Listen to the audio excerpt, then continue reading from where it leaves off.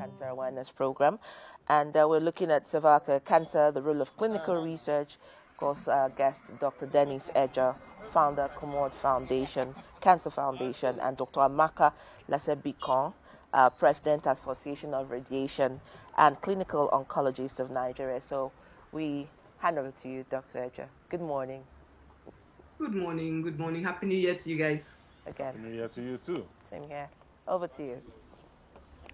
Good morning, viewers. Welcome to the first program on AIT in this 2024. Happy New Year, everyone. And welcome back, all our viewers, on another edition of Kakaki Cancer Awareness with Denise Ejo, the CEO of Commode Cancer Foundation, in partnership with AIT. Together we fight, together we win. Thank you all for championing our cause. Today, first and foremost, we're going to be looking at cervical cancer. So let me first talk about our guest, just briefly so she can say hello. So our guest today is Dr. Amaka Lasebikon. I think I got it right this time. You did. Yes, you did. Is a consultant radiation and clinical oncologist and director of oncology at the University of Nigeria Teaching Hospital Enugu. Happy New Year, Doc, and thank you for joining us. Happy New Year, Denise. Thank you for having me today. You have a good smile this morning. Yes, nice. It's a new year, new expectations, new hope to fight and win together with cancer. So thank you. So let's move on now. What is Cervical Cancer Month? Cervical Cancer Month. January is recognized as the Cervical Cancer Awareness Month. Although cervical cancer is one of the most preventable and treatable types of cancers, it has a heavy impact on women worldwide. And in 2020, about 600,000 women were diagnosed with cervical cancer and over 350 died from the disease. Most of the cases, nearly 90%, occurred in low middle income countries like Nigeria.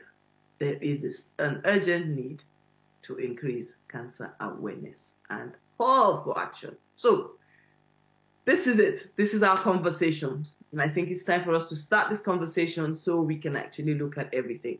And so what are we talking about today? It's the role of the clinical research in cancer care. Cervical cancer, very specific.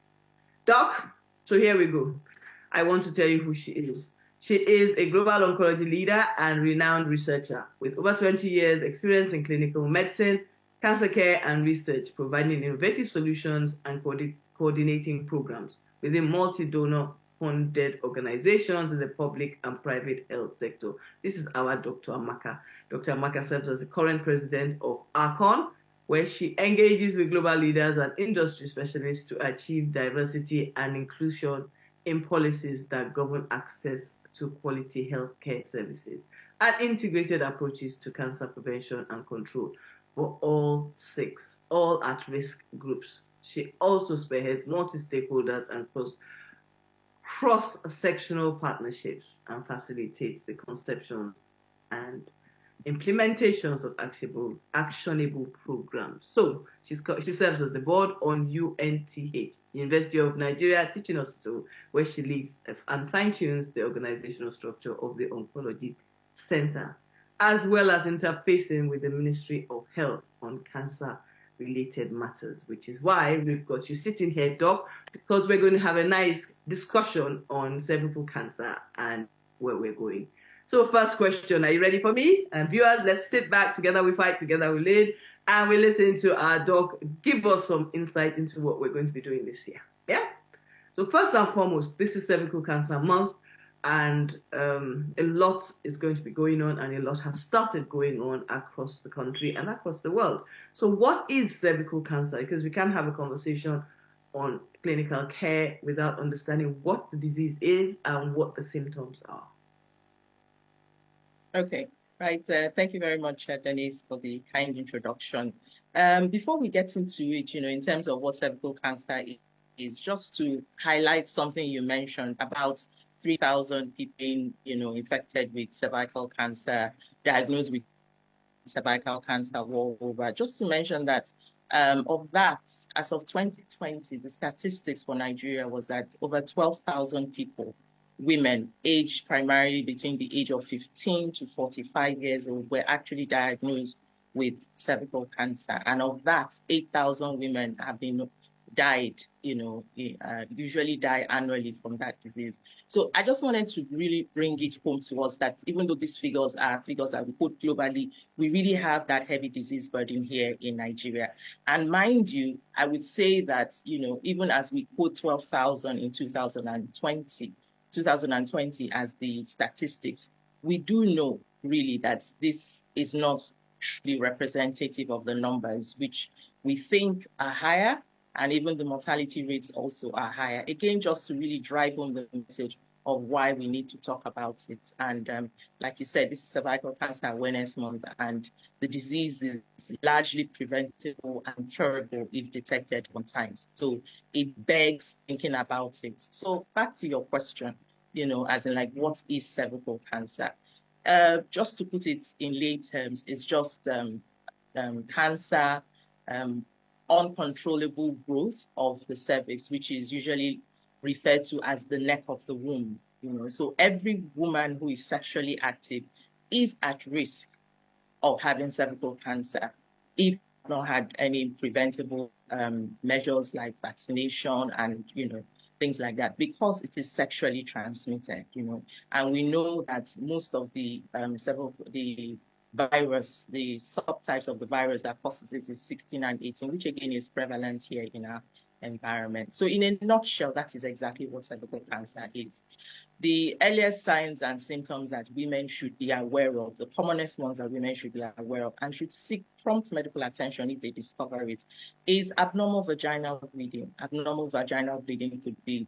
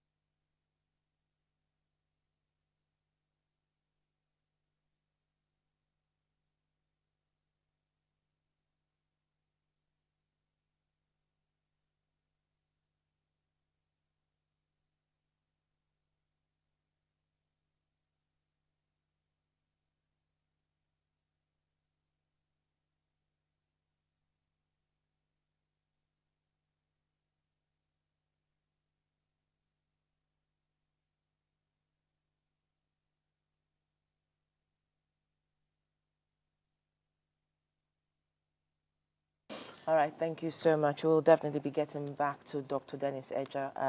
While we're trying to do that, Kunle, this is such a germane conversation, because a lot of times when you talk about cervical cancer, people always remember breast cancer. They look at the ones that are very prominent and very popular. But I think it's also a silent killer, because, oftentimes when I engage young women and you ask them about, having pap smears at least once a year, some of them don't even know what it is. And so I think there should be a level of awareness to be created, not just at the hospitals, but within other centers as well. Yeah, that's why we can't do enough. We must continue to talk about these issues on a daily basis, because cervical cancer is something that's claiming a lot of lives, and it's totally. I was listening to Dr. Amaka Olaoshibikon there. She said it's preventable, and like you said, one pap smear per annum does the trick. Absolutely. Early detection is the key here. But they are back now. Let's go back to join Dr. Ejo, and she will continue. Thank you. I don't know where we stopped now, but okay, let's go back. Thank No, you very much. Just go ahead. Continue from where you are now. Okay, so Doc, thank you very much for at least giving us an insight into what we have on the cervical cancer and knowing the symptoms and what it is. So where are we now? Let's look at the next steps of things that are very important. Cervical cancer has, we've agreed, a high morbidity rate in Nigeria. We all accept that. I mean, globally, it's discussed. But what would you say can be done to help reduce cervical cancer morbidity? That is very important, um, which is inclusive of the advocacy. I think you get that, right? Mm-hmm. Yeah. So, like I said in the intro, I really don't know how much of of that was projected live, but there there's a long time interval between when the the pre-cancerous lesion starts before it becomes cancer. So to reduce morbidity means the discomfort or the burden of cancer. And then I'll also like to talk about mortality as well. So early detection is critical.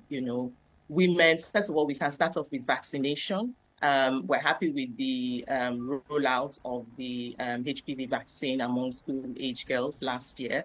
I'll just leave it at that. That's the first start. Then we also look at preventable measures, which is the HPV vaccine, and then early detection strategies, screening either with pap smear or the HPV DNA, testing, which is also beginning to be more and more available. So this is an opportunity for us to detect it early before it becomes cancerous.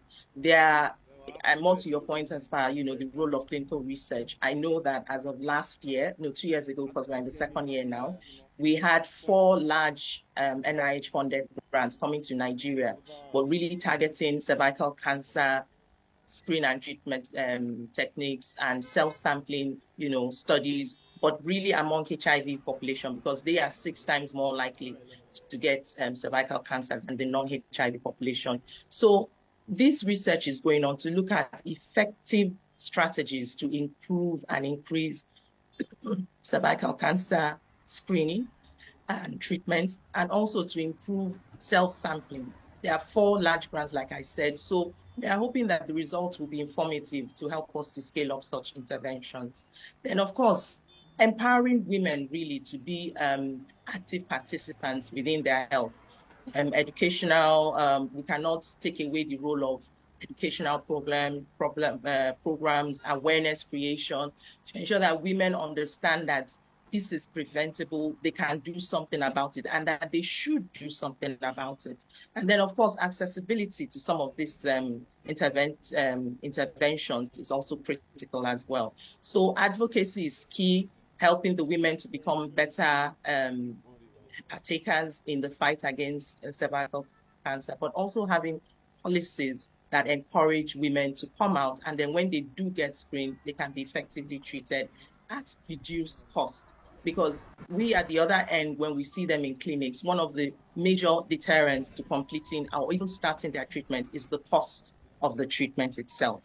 I know that the federal government has recently put in the CHF, which helps women, indigent women, to access their care at no cost. But it's not as effective as it should be. The process is not seamless. We have women waiting for months on end before, the approvals come, and there's disease progression, in that space as well while women wait. So all of these things need to be factored in. We need a complete holistic discussion and, roadmap to see how we can intentionally bring down morbidity and mortality of cervical cancer in Nigeria. And it is achievable because Rwanda, which is another African country, has been able to achieve large, tremendous progress in the fight against cervical cancer at a country level.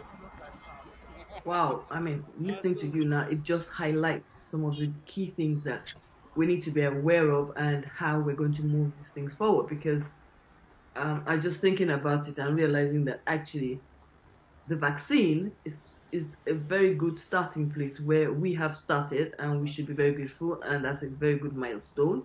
But um, we've got to do it. I'm one person that would say to anybody, even my children did it and have been doing it. So prevention is better than cure. I think that's a normal adage that we believe in saying. Yeah. So let's live with it, Right? We agree. Prevention is better than cure. Do the vaccine and make sure your Absolutely. children and your generations can at least have a fighting chance. Okay, now research, ACON, that's what we're all about. And so planning to reduce risks is very key. And your ACON has a role, in my view, to engage in changing this narrative. And not just, I'm actually being very careful. I don't want us to dismiss this role, but rather to actually highlight your role, because I have learned that with research comes clear-cut, how do you say it? Clear-cut guidance on making the right decisions and planning properly. And that's one thing that I think that's what you guys do. So how are you going to engage in changing this narrative for all of us? And it's very key. Okay, yeah, thank you very much, Denise. So ACON is an acronym for Association of Radiation and Clinical Oncologists of Nigeria, right? So we are a body of radiation and clinical oncology specialists who are involved in the management of patients with most types of cancers using systemic treatments like chemotherapy, targeted therapy, hormonal therapy, and then radiation as well, which is a core component in the management of cervical cancer. The radiation treatment is either through the use of linear accelerators, where we call them external beam radiators, or more internally, and not all internally, the brachytherapy, because for effective treatment of cervical cancer, you actually need a combination of the two to be able to deliver a high dose of radiation to the cervix and the surrounding structures to ensure that, the patient is well served with that treatment model. So we have 4 core pillars which we try to engage with and ensure that we improve outcomes of cancer within Nigeria. Patient care is also is education. Are now workshops and symposium that we also organize. So in terms of what our organization is doing, we are involved in research around many points within the cancer care continuum. Now, within the cancer care continuum, we have, I'm wondering whether you can hear me. I can so hear within you. the cancer care continuum. I can hear you. Oh, okay. All right. That's fine. Okay. So within the cancer care continuum, right, we have the preventive end, we have the diagnostic screening end, and then the prevent.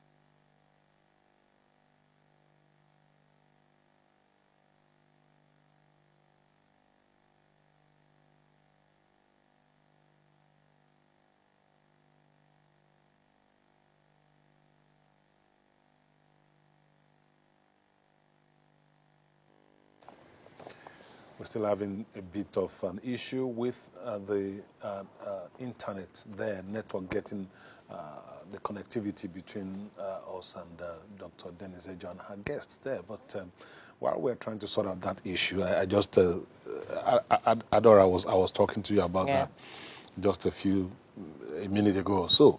I was just looking through the internet looking for information about cervical cancer screening, and I got a pop-up message from a network provider that I have 50 megabytes of data to browse and to check on to get information on cervical cancer, and I think that's very encouraging. But for me, I think one of the critical issues is that we should interrogate what people do on the internet a bit more. Absolutely. We should encourage people to do the right things when you're on the internet.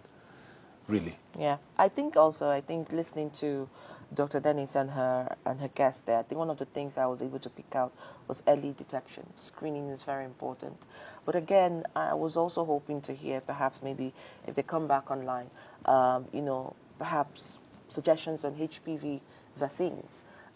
Oftentimes when people go for pap smear, women go for pap smear, they also advise them to take the HPV vaccine for protection. But a lot of times the traditional and cultural interpretation of vaccines continues to becloud the essence of these kinds of vaccination, especially at the rural level. So I'm hoping that, like we talked about, backstage, that the Ministry of Health could do more in terms of information and sensitization on certain conversations surrounding, cervical cancer and perhaps other cancers, and access to screening and vaccination. Yeah, add to that the importance of testimonials from survivors, people who've gone through the different stages of treatment, detection, treatment, successful treatment, and they've come out and they've been declared cancer-free. It's important to share this kind of information so that people know that having cancer is not a death sentence. It shouldn't be a death sentence. And what I mean by that is it will encourage people to get tested so that you can detect it early. Early detection is critical in any kind of cancer, whether cervical or breast or testicular or any kind of cancer. Absolutely. If it's detected early, doctors, oncologists have said time and time again that if it's detected early, the chances of survival are very, very good. But then it brings my mind to the worrying factor that, yes, I know that sub-Saharan African countries has the highest rate of cervical cancer, but I think for me the issue of access to screening centers, comes into play, because I do believe that if we had more access, or accessibility to screening centers, especially at the rural levels, we'll be able to detect it faster. And the fact that African countries, when you look at African countries, 21 out of 48 countries in sub-Saharan Africa have the highest level of rates of deaths, for women who suffer for cervical cancer. Nigeria is one of them. So how do we begin to look at, early detection without access to enough screening centers? And then you talk about medication, access to medication as well. How do we look at that as a stopgap? Well, I think what you just mentioned is a very critical factor. It is a deep one too, because across rural communities all over the continent, you will find out that the kind of health facilities you have are primary health centers that do not have the capacity to detect cancer. So people have to go to secondary or tertiary institutions, and sometimes access can be a problem, like you did say. But I think what is most important, first and foremost, is information. When people have information, when you know that there are certain steps you should take as preventive measures, then you are encouraged in your own interest, in the interest of not just survival, but living well, to take those steps and, of course, access whatever facilities and programs that governments have put in place so that you can do the needful and live a very fulfilling life. Because if you're not healthy, there's really no life. So I think information is very critical, as well as the provision of enough health facilities that can take care of the kind of testing that cervical cancer and other types of cancer actually require. And we must be very, very emphatic about this. You can't talk about it enough. Cervical cancer is claiming lives all across Africa, and it's really worrisome. Because everywhere you go, I have a lot of women around me. I have daughters, I have a wife, I have sisters, I have a mother, and I have friends who are female. Everybody should be able to get tested so that we can have fruitful and fulfilling lives. Indeed, and 24,000 out of 100,000 women in sub-Saharan Africa are diagnosed with cervical cancer, and 23,000 out of those numbers die from it. So it can tell you the rate of access to, screening, like you say, and also medication. Medication, you know, yes. which is very key here. Medication. How do we look at affordable medication? How regular are those centers that offer medication? And I think these are some of the things that Dr. Dennis Edger could explore as well. And the issue of the human papillomavirus. Remembering the fact that one of the key, conversation is that cervical cancer is also sexually transmitted through the HPV. And there are two classifications of HPV that expose women to it. And now it is becoming earlier detected, in younger women and younger girls. So how do we begin to look at the factors of early marriage, things like that. So it has a lot of in between the lines for us to review, and perhaps, and I think I go back to the Ministry of Health again. What is the level of awareness? I know that there are some members of the Governor's Wives Forum who took these as an, pet project, objective, Bakudu's wife, and so on and so forth. But beyond First Lady's project, how do we look at, community engagement at the level of the rural participation of women to be able to access both screening and medication? And I think that's what the Ministry of Health should look at. It's a tough one, really. It is a tough one, and I must tell you that government at all levels, local, state, and federal in Nigeria, should get involved, because these are health issues, and nobody. It's not a question of choice. You can't choose when you're going to have a headache or not. So government must work on that. I know there are a number of government initiatives to get drugs across to cancer patients at a cheaper rate. If we just explore all of that, we could actually find out that you can access the drugs far cheaper than you would if you were going to buy them out of pocket, especially for people who do not really have the kind of funding that will enable them access the drugs that are necessary for treatment of cancer. Indeed, and like they say, health is wealth. Well, it's time for us to